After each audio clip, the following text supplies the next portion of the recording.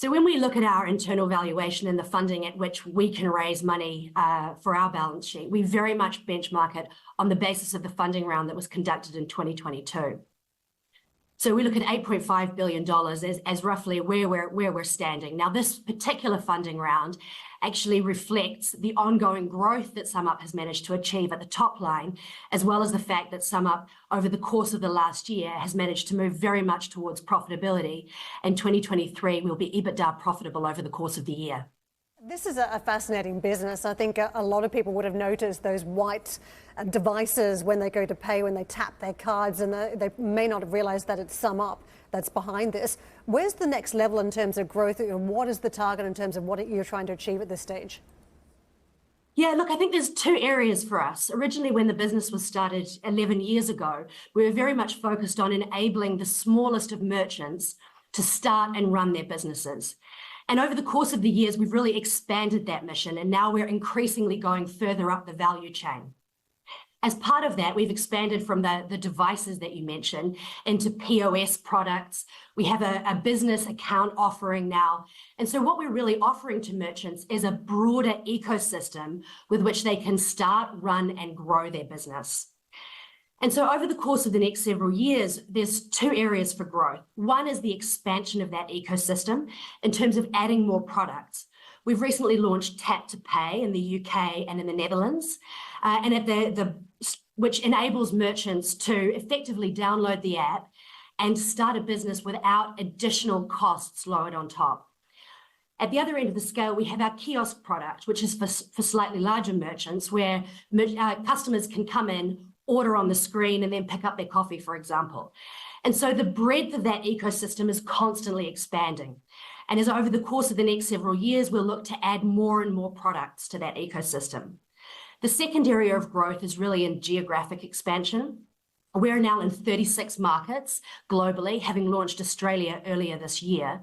And we continue to evaluate new markets where actually the SumUp product and the SumUp broader ecosystem can bring value to merchants within those markets. I'll ask you about one of the natural challenges, though, from all the fintech companies I was talking to the last number of years.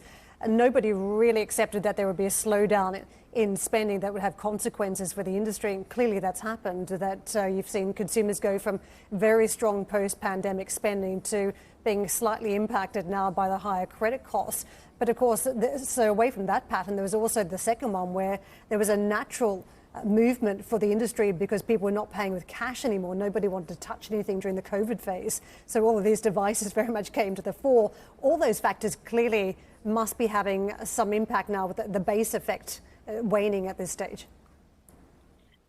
Look, I think against that backdrop, SumUp has really, as I say, been expanding its ecosystem and moving further up the value curve. So as we continue to expand the market and the number of merchants that we reach, we're fortunate to have been in a position where we're almost buffered from some of these dynamics that you mentioned across the market. Hermione, look, I know a lot of local retailers who use your product and do it very successfully, and I know a lot of ones who use other products as well. I mean, it is a great concept, and it has, without doubt, enabled small traders, sole traders, small charities, you name it as well. But I just want to know a little bit more about your USP. What have you got that the rivals haven't got? Because there's a lot of really good competitive offerings out there. Yeah, look, that's right. It's a very strong market. And as you mentioned earlier, this shift away from cash and towards cards has really attracted a lot of participants in the market. But where SumUp really has strength is in two areas. The first is we obviously have a very strong brand within the markets within which we operate. And that enables merchants to trust us as we continue to build out the relationships with merchants. We have very strong relationships because of the breadth of our ecosystem, and merchants can trust SumUp to ensure that we can help them to grow their business and to run their business effectively. The second component is because we have this global scale, we're running this business from one platform, which is at the end adapted to the local markets in very specific ways. And that enables us not only to transfer learnings across markets, but also quite some operational leverage inherent in the business. Do you have a fees moat that others don't have as well? Because As I say, Hermione, well, look, I think the product's amazing. I think that, again, the broader sector is amazing, and I think it has done so much good in terms of helping out smaller retailers and individuals. But it is stunningly competitive. It is getting commoditized as well. Can you hold your line on fees? Yeah, look, I think what we're really focused on is ensuring that merchants receive the best package from us. So whether it's payments plus the point of sale system, payments plus the business account, the tap to phone component, all the way through to the kiosk component, by mixing those combinations, actually merchants can really receive the best deal across the full ecosystem that enables them to run their business. On top of which, because we have this operational leverage, we're in a very strong place to offer the best value for merchants in each of our markets. Hermione, can I ask you about a potential listing then? You've done the funding round, and the natural question is what comes next? Are you eyeing an IPO? Look, I think we get asked this question a lot. And as you can see from this funding round, we're very in a fortunate position to have access to pools of private capital. And as we continue to build out our product sets and launch in new markets, we believe that for the time being, it's best to be doing that in a private environment.